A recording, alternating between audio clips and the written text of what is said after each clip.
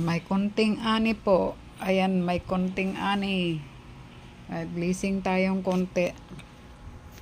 Ayan, makabili na tayo ng gulay. At isda sa ating ani. Binuksan ko na po kasi puno na yung plastic. Ayan.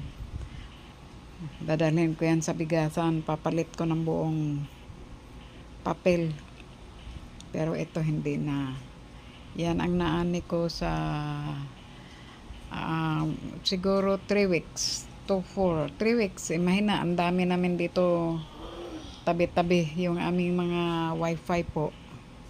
So, every 3rd week nag-aani ako.